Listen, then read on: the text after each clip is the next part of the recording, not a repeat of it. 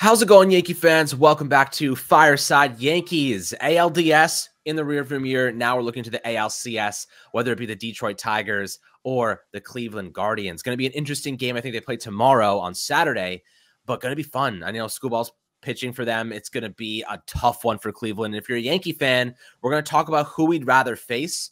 Obviously, Detroit's going on this insane run. They were a bad team in the midway point of the year, and they've just completely turned things around. They traded a couple guys away, including Jack Flaherty to the Dodgers, and they just suddenly caught fire. And sometimes you just get into the playoffs and see what happens. The Mets are the perfect example of that right now, too. Get into the playoffs, get hot, knocked out the Braves. You know, they're kicking some serious booty right now. They're about to knock out the Phillies, too. So it's, if they haven't already, I kind of feel as though this Yankee team, they did a job. They did a job against the Royals, and the Royals are a good baseball team. Don't get it wrong. They have some really good players.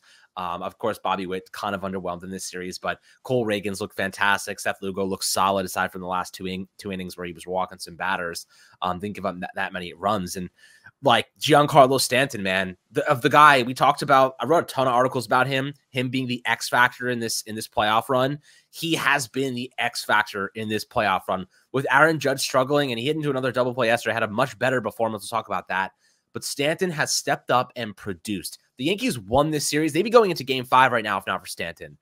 He single-handedly won that game in Game 3, had that solo home run, had a couple hits, had another 2 hits yesterday, including an RBI single. A 2-1 ball game is a lot different than a 3-1 ball game if you're a team on the losing end of that, because you're one swing away from tying the game, or you're 2 runs away and you need a little bit more. You have to kind of chase. You have to be more aggressive instead of being a little bit more strategic. They were chasing at the end. They were just trying to hit home runs. They were just trying to smack the ball instead of playing to their game, which is actually more contact oriented. So those runs, those RBIs from Stanton changed the entire way the Royals went about playing in these games. And shout out to the freaking Weave Dog and Clay Holmes too. Both those guys, excellent. We're going to talk about the win yesterday, obviously going into the ALCS, who we'd prefer to play. But Ryan, how you doing today? Really good day to be a Yankee fan. We're one step away. No Houston Astros standing in the path anymore. This could be a really special season. It already is shaping up to be, but we got to keep the energy going. Absolutely. This is one step, kind of like how winning the division, making the playoffs was one step.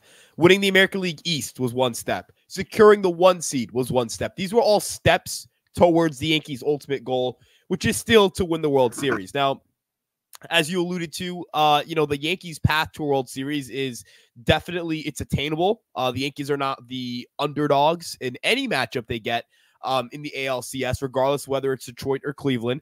It should be noted that since the Guardians won Game 4, the Tigers will have to use Tariq Skubal in Game 5. So you're in a situation where if you get the Detroit Tigers, Tariq Skubal will not be eligible probably to pitch in the first 2 games because he'll have pitched on Saturday. If you want to go based off 5 days rest, so the next time through, you go Monday, Tuesday, Wednesday, Thursday, Friday. That 5th day for, Sunday, it's Sunday, Monday, Tuesday, Wednesday, Thursday. So you'd be able to pitch Game 3. Sets them up for Game 3 and Game 7. That's exactly what you want for the Yankees. You want to push Skubal back as far as you can. Make sure that if you handle business in your first 4 to 5 games, that you end up not having to face Skubal with your season on the line. And then for Cleveland, the rotation isn't particularly dominant, but their bullpen is. Cleveland is also very, very, very much, the kind of team that we've played the playoffs. We've seen what playing the Guardians is like. It's not a fun experience. We've also had an unfun experience playing the Tigers before that. Last series we played against them, they played us close, they played us tight, they pitched really well. But Alex, as it pertains to the Yankees' chance of winning the ALCS, my answer to who I want to face is it's whoever, right? In my eyes, the team that advances will be the team that you'd consider the hotter team, right? It's in the playoffs. A lot of what we think of these playoff teams are fully dependent on results, if that makes sense. The Mets are the hottest team in baseball because they were the first team to advance the NLC to the championship series.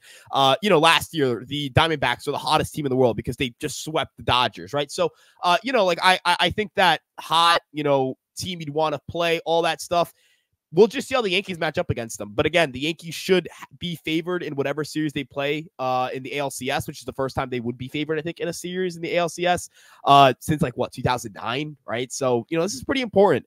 And kind of drawing from the previous series, the thing that I think stood out to me the most, and I don't know about you, but this is really what I felt like was the best part of this series, the bullpen. The Yankee bullpen was magnificent. Clay Holmes was brilliant. He appeared in every single game. He was lights out, shut down, didn't mess around, no nonsense, no funny business, just got a job done. Luke Weaver, when you needed him to close out a game, I think he also appeared in every game because I think he got an out in game 2. Appeared in every game in that series. 3 save opportunities, 3 saves, right? Like it's no nonsense, no BS, no weird stuff. No, he just put 2 guys on. What are we doing? They were excellent. They preyed on the Royals' aggression. They were aggressive out and early. They were throwing pitches that they knew the Royals wouldn't be able to handle. And the Royals, to the Yankee pitcher's credit, the Royals kept swinging at them, right? So I think the Yankees played into that well. If that can be an advantage for this unit going forward, and then the ALCS, the Yankees are able to have that kind of bullpen, that can be lights out, that can be shut down, that can do a job. Alex, you're going to go very deep into October. They're going to have a very nice month of October if this bullpen's going to keep pitching the way they've been pitching lately. Yeah, I mean, they didn't give up a run. You mentioned that. It's what we're seeing from this Yankee team is that they had another gear. You know, in the past, it looked like the Yankees didn't have another gear in a lot of ways. Their previous playoff teams, like they would get into the playoffs and they would just kind of look like a regular season team. They didn't really lock down, lock in, and improve. This team, and aside from Judge kind of struggling, looking a lot better yesterday, making some nice contact, and walking a couple times too. He had a solid performance. This team is locking in. Like, this team looks like a playoff team, not a regular season Yankee team, but a team that is taking pitches when they need to implement a strategy. They are doing it. The discipline is there. Everything is coming together, and they're healthy right now. And knock on wood, you know, Nestor Cortez started throwing again. Maybe he can return as a bullpen arm down the stretch. We'll see. But I want to talk to you about one kind of small detail in this equation. The impact that Oswaldo Cabrera and John Birdie have had at first base. Both have looked unbelievable defensively at the position.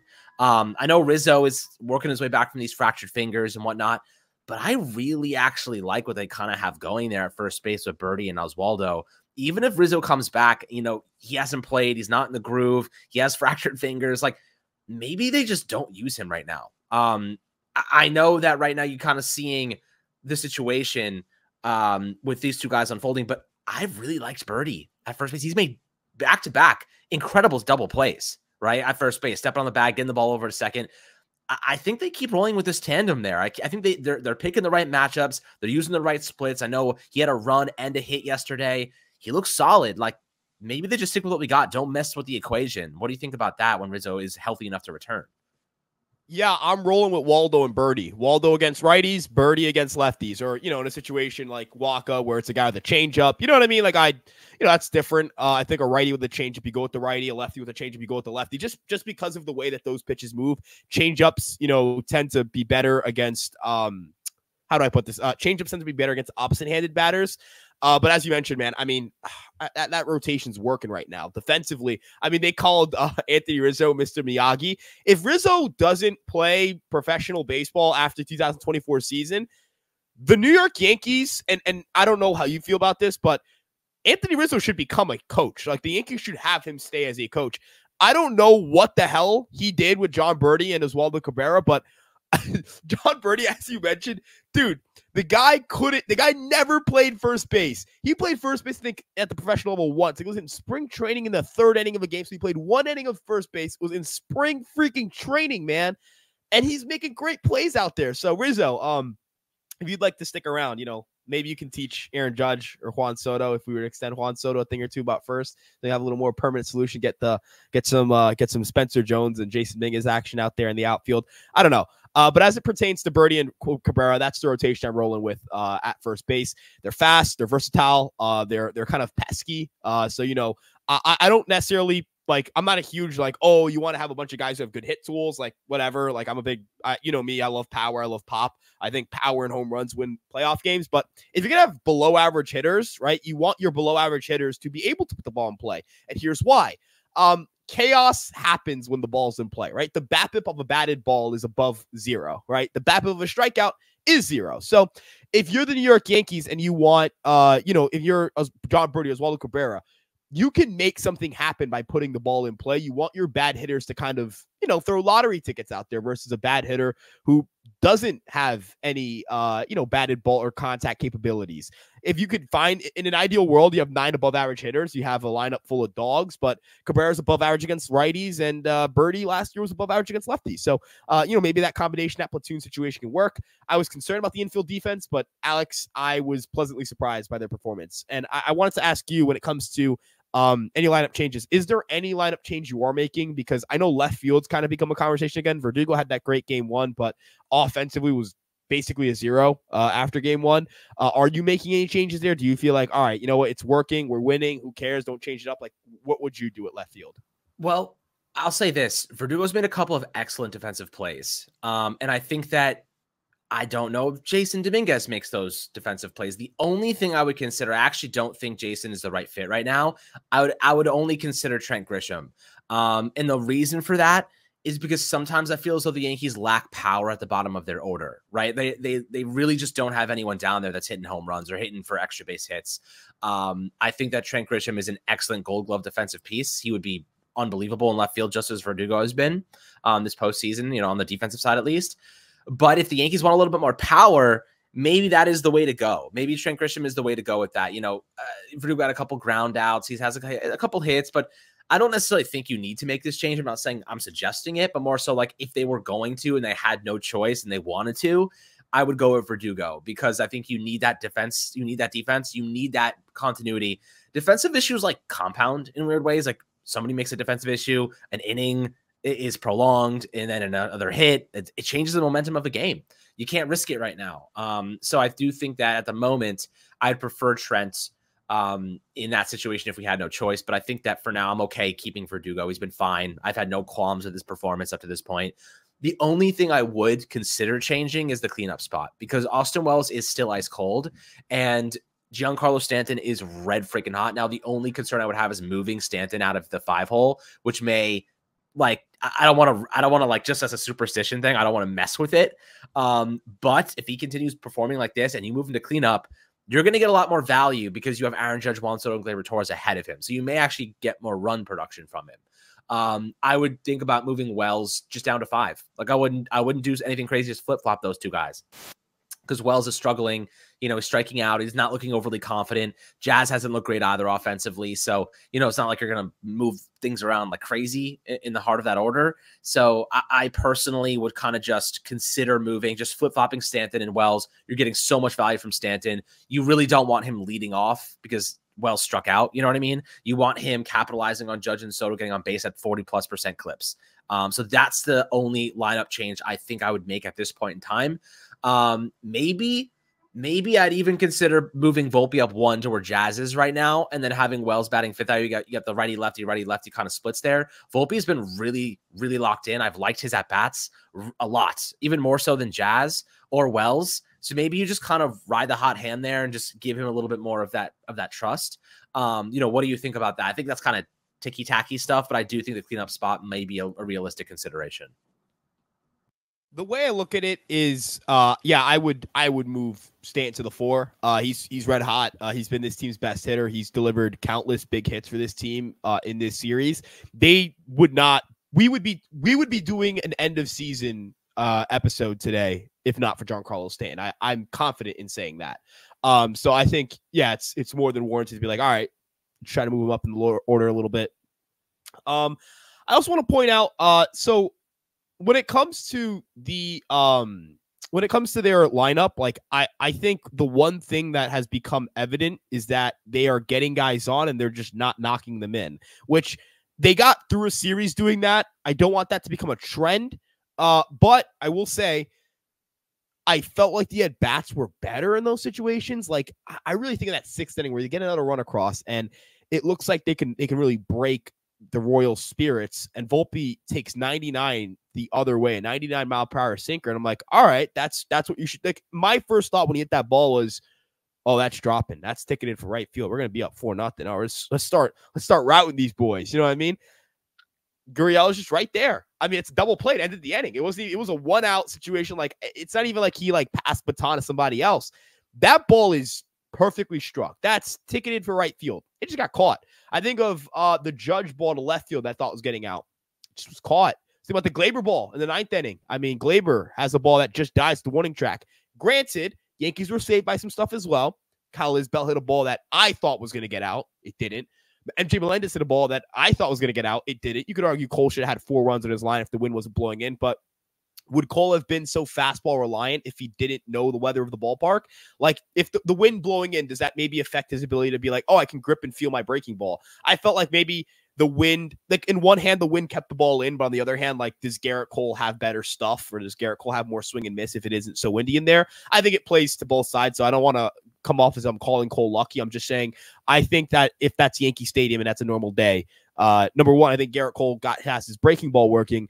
Number two, I think the Yankees have like 6, 7, 8 runs on the board. I felt that way in game 1. I was like, man, they should have more runs.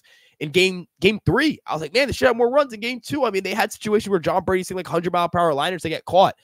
So, Alex, I feel like the at-bats in scoring position are going to get better, and I feel like there's one guy, Alex, who I know is going to wake up in this series. I know it for a fact. Aaron Judge is going to wake up in this series. Aaron, he hasn't hit a home run yet. He's back. I don't care. I don't care what anyone says. He's back. He's ready. He's locked in. He averaged 95.6 miles an hour on his batted balls. 95.6 miles an hour. He was torching the baseball. Yesterday, saw some really good at-bats. I know the double play was rough, but he roped a double into the gap. He had 2 big walks. He was getting on base. Alex, this is a crazy stat. Did you know he has a 102 WRC plus this postseason? For all of his faults, for everything that has been just like, wow, he's played really poorly in this series, this man should be an above-average hitter in the series. That's crazy. That tells me, Alex, this man's going to come back with the wrath of a million gods. This guy's going to go off. He's hitting the ball way too hard. He is not, like, if you want to tell me Aaron Judge is mentally weak, like, I don't know Aaron Judge personally. I don't. Mentally weak, like that really, like, that doesn't sit in my head. Mentally weak. The guy who's, who's in his rookie year looked just terrible. He was an awful player in 2016. Goes and says, I don't want to ever be a 190 hitter again. Reworks his entire swing, becomes a dog. How many times did the Yankees turn to Aaron Judge and said, you're the only guy on this team he can hit. You got to step up. And he stepped up. How many times has he been put under the spotlight, under the pressure, and he stepped up? He has. How many off the field stories do we know of Aaron Judge that are negative? This guy has played in New York his entire life. How many off the field stories do we know? None. If you want to tell me this guy's mentally weak, I think you're wrong. I just think you are. So I've been critical of Judge. I'm not going to stop being critical if he doesn't play well in this series, because Alex, he's the best player on this team. He's the highest paid player on this team. It's like if, we're talking about the New York Knicks, if Jalen Brunson averaged, it's kind of actually, I wanted to draw points to Jalen Brunson here. I remember in that Philly series, he was terrible through the first 2 games. Awful. He couldn't buy a bucket. And then it clicked. He went off. For the rest of that series. He went off for the next round. I think Judge due for that same thing. First 2 games, terrible, putrid, no good. After that, I think we're going to start seeing some better games from Judge. I also thought the swings in game 3 weren't bad. Like, I thought he just didn't get any hits because he just didn't get any hits. It is what it is. He got hosed on that strike 3 call. Again, I'm not going to say that as an excuse. I'm just saying he did. But yeah, I think Aaron Judge is going to go off. And Alex, I think those numbers were in score position. They're about to go up, man. We're gonna start punching. We're going to start driving in runners. I agree. And I'd go as far as to say this, we can kind of segue this into the next portion of this conversation. The pitching that we're going to face in Cleveland or Detroit is, I don't think, as good as the Royal starters, right? So, I mean, you have Skubal and you also have like BB, like you have some good pitchers, but they're not Seth Lugo, Cole Reagan's quality just yet. Maybe, of course, Skubal probably is like the best player. But he's the only guy. He's the only guy though, right? Like, it's not a matter of it's rotation quality, several. Not just one guy. Yeah, exactly. And they're not going to have him. So, like, let's talk about this. I'll let you know more about this than I do in terms of their kind of situation. Who would you prefer to face in terms of pitching, Cleveland or Detroit? And who do you think starts game 1 or and game 2? I don't think Skubal's going to pitch until game 2 or game 3 at this rate, because he's pitching tomorrow. Then they start the ALCS pretty quickly after. Who do you think is, like, who's their rotation? Like, what's the matchups looking like? Who would you prefer?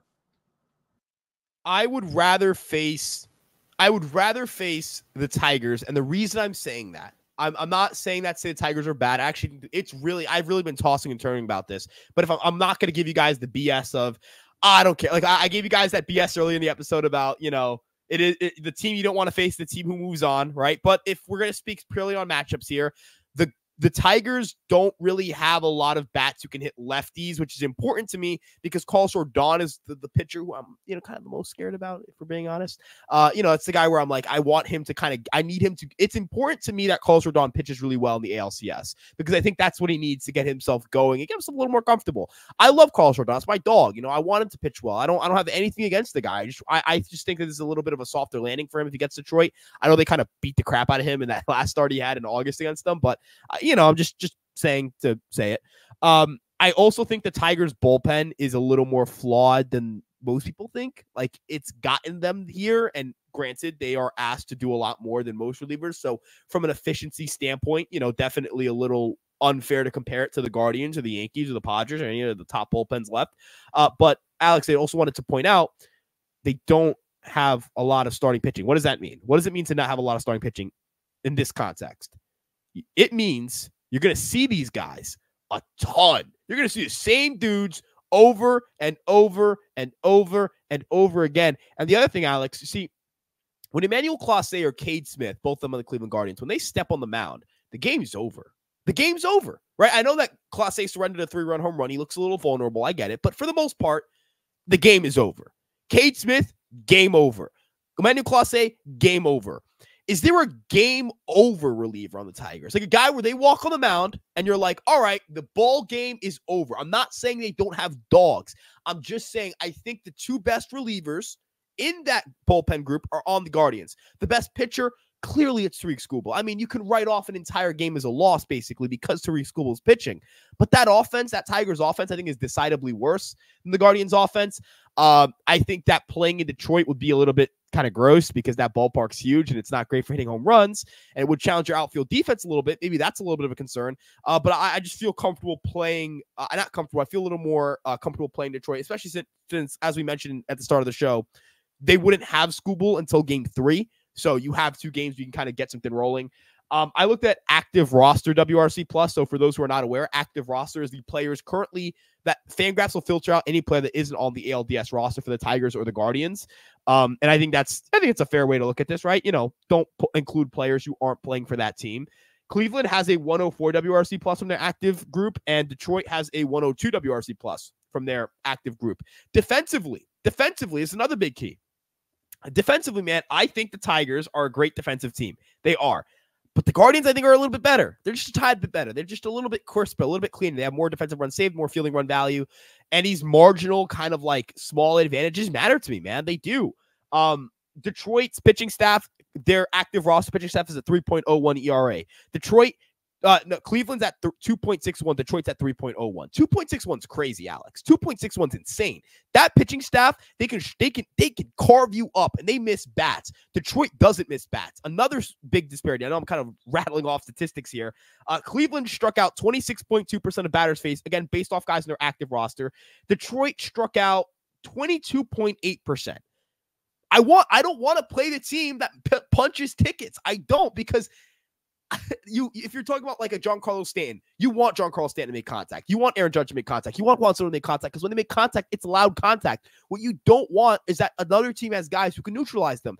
Cade Smith, the high fastball. I can already picture what Cade Smith's high fastball is going to do to Giancarlo Stanton, Aaron Judge, Austin Wells, Jazz Chisholm, Juan Soto. He's going to obliterate them. He's going to blow it right by them. That stuff is filthy. There's nobody on Detroit outside of Skubal who has that kind of upper echelon, unbeatable, untouchable stuff. So I would rather play Detroit, not because they're not good, but I just think Cleveland has a little bit more juice. And it's funny because this will look really stupid if Detroit moves on, but I'm going to stand by what I have to say. I don't think the postseason's the ultimate determining factor of who's the better team, especially in a short series. I mean, Alex, if Stan doesn't hit a home run in the 8th inning on game 3, and yesterday, if the bullpen isn't perfect, the Yankees are home. And would you sit here and tell me that the Yankees not winning the series would indicate that the Royals were the better team? No, I tell you that the Royals were the worst team, that they just played better in that series. That's how I feel.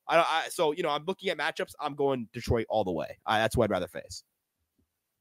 Yeah, I mean, I agree. I think at some point this journey for Detroit has to hit some sort of wall. We've kind of had the Cleveland Guardians number this year, but Detroit, look, the Guardians are not as good as us on paper or in real life either. So, Detroit's, almost had a chance to put them away last night, and they squandered that opportunity. So now they're having less rest. Their bullpen's now more fatigued because they have to play another game, and their pitching rotation is more fatigued. So they're going to go up against the Yankees, significant underdogs. Now, you can't rule them out because they are red hot and they're playing good baseball. But listen, like this Yankee team has a very clear path to the World Series. Very, very, very clear path. Their opposition does not have an elite offense. Their opposition does not have an elite starting rotation anymore. The Royals did. Their opposition, good bullpens, but not great. Very beatable. I think this is, if you're a Yankee fan, you're sitting here like, this is our chance. Like, this is our best statistical chance we've had in a decade to get to the World Series through the ALCS right now. Either of our opponents, we have, I think, a significant advantage over. So, you know, at the moment, I'm feeling pretty good, man. I'm feeling pretty optimistic. We got an extra day of rest. You know, that gives Cole an extra day of rest. It gives Rodon an extra day. It gives Clark Schmidt and everyone, and especially, most importantly, Ryan, Luke Weaver and Clay Holmes. Most importantly, Luke Weaver gets an extra day of rest now. They used Luke Weaver and Clay Holmes in every game of the series, every single game. This is now the chance for them to, maybe they didn't, I think they used at least 3 of the games, 3 of the 4. This is a chance for them to get those guys rested and ready to go. And I would argue that Detroit's offense is not nearly as good as the Royals, and we put on a show against them. And, you know, Cleveland's offense has the capabilities to be very, very, very productive. I know I'm a big Stephen Kwan fan. Aside from being a Yankee fan, I love Stephen Kwan mostly because he made me a lot of money over the summer on those 2 extra bases every single game. Shout out Fireside Bets, everyone. Make sure you guys check it out. Instagram, shout out TikTok, Stephen Twitter, Kwan. And shout out Stephen Kwan. Shout out Stephen Kwan. Not if we play him, but of course, you know, it's just a really, really good player. But, you know, this is a situation where the Yankees have a much easier road to the World Series than in the past, but it's never easy. It's always competitive, and they have to play like it. They got to play like every game is Houston Astros ALCS from 5 years ago, backs against the wall, fighting, clawing, scraping, DJ LeMahieu, Oppo home run over, you know, like that's where you have to be playing your best baseball. And the Yankees are locked in, man. They love that feeling. You saw Luke Weaver's reaction after that. You saw Garrett Cole run around, Jazz Chisholm. You saw these guys. These guys are feeding off of that feeling and that emotion. This is no ordinary situation where it's, you know, it's not meaningful to them. It is everything to them. These guys want to win. They're desperate to win. They're hungry to win. It's not a requirement. It is a necessity. And that's what makes a good team a great team. So I think the Yankees have everything they need to win this one. I also wanted to just throw in here, as you mentioned, with the easy point, right? Like the Yankees are favored, but that doesn't mean it's easy. This is a crazy. I read this paper, and it was, I mean, dude, it's insane. So the NBA has an 80% better team advance rate. So the better team advances in the NBA playoffs roughly 80% of the time. If Major League Baseball wanted to match the NBA's rate of a better team advancing, they would have to play a best of 75 series. Best of 7. Could you imagine a best of 75 series? That's over that's over a third of the damn season. Anything can happen in 7 games. Yankees, as you mentioned, they've got to be locked in, got to stay disciplined. Every mistake is magnified. Every success is magnified, right? Every big home run you hit it's a huge momentum shift. Every big home run you allow, it's a huge momentum shift. You have to stay disciplined. You have to stay locked in. You have to do a job. You have 8 more wins left. It is not easy. You are just favored. There's a big difference. A huge difference, it's a massive difference. So listen, I'm very, very optimistic right now. I feel very good about where this team is. I feel good about the decisions. And by the way, like, for any people that had a lot to say about Aaron Boone, he's really managed this series excellent. Like, that Royals series, he managed it perfectly. Every single decision, every single moment, every single choice, it was pretty spot on. I don't think you could have done a much better job. I know Hal Steinbrenner, or rather Brian Cashman, said they have an option for Boone's contract after the season. They're picking that option up. Like, let's not kid ourselves. Like, they're picking that option up. But pick that option up. I know John Heyman just said this. Juan Soto is the favorite to stay with New York. You know, it's going to be back and forth like this all winter long. The Mets are the second favorite. They have a lot of money. The Yankees, if they win a World Series, are going to make more money than anyone could possibly imagine. And Juan Soto is the reason for that, right? Aaron Judge, of course, big piece. And Stanton's performance, yeah, Garrett Cole, sure. Juan Soto's presence in the number 2 spot has been the catalyst for success. He has been excellent to start the playoffs. Excellent. The energy he brings, the confidence, the experience, the 26-year-old guy he's going to be. You extend this guy without even blinking an eye, the money he's going to repay every damn dollar. You're not extending a 30-year-old Aaron Judge for 10 years. You're extending a 26-year-old Juan Soto for 10 years. That is a totally different ballgame, man. 4 prime years of Juan Soto. Even if he ends up DHing one day, this guy offensively is going to be a superstar for a long, long, long time. And he loves to be a Yankee, man. I mean, how many times he loves representing the Dominicans. He loves being in the pinstripes. He loves batting ahead of Aaron Judge. He loves the team. He loves the fans. He loves the vibes. His marketing deals are going to be out of control if he stays here. This guy is going to make more money for the Yankees than God. And the Yankees would be absolutely dumb, stupid to let this man walk out of the door. And they're not going to, because you can't. You physically, even if Steve Cohen gives an arm and a leg, Steinbrenner, you got to match it. You have to. This team could be a dynasty. You're looking at a potential dynasty for the next 4 or 5 years of just constant dominance. You cannot pass on that. You can't do it. So that's kind of my quick Juan Soto spiel, but I imagine you probably have a few words before we wrap this up. Yeah, all I was gonna say was, obviously we're gonna talk dynasty. You got to win one, right? I want to let me focus on one before I get into anything about multiple titles. I need one. But yeah, no, I mean, obviously the ability to have a dynamic duo in Judge and Soto is awesome. But I also want to point out, I don't think either of them were insane, and the Yankees won this series. So to me, at least, that tells me this team's pretty well built. This team's pretty well constructed, and as long as your superstars perform, they should win games. It's really it, right? As long as Judge and Soto perform, they should win games. They should be able to handle the job in October. I saw how this team was able to play without either of those two guys really getting after it. Getting after us and performing well. I'm not saying they didn't try. Soto was the face first dive into the outfield grass trying to, catch a ball that had a 10% catch probability added. I thought it was an easier play than it actually was. It was a very difficult play to try to make. So, full effort dive, all that stuff. But as you mentioned, having that duo, that's the reason the Yankees are going to be favorites to win the ALCS and go to the World Series, represent the American League in the World Series, is because of those two superstars. It's not because of anything else. It's because of those two superstars. The reason they were able to get the way that they played in the series was fine. They played strong. The team as a whole, the supporting cast around Judge and Soto, but I need those two guys to be dogs, because if they're not dogs, I don't think they'll be able to match up with Detroit or match up with any of the teams in the National League. So those two guys need to step up. If they do, I will be more than happy to make sure that Juan Soto's New York Yankee for the rest of his life.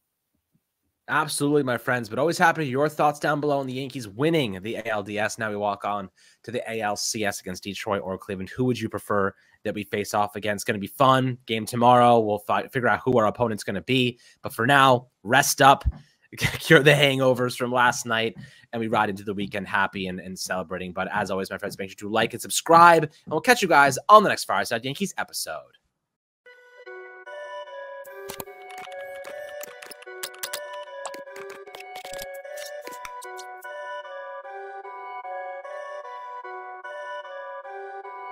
Perfect.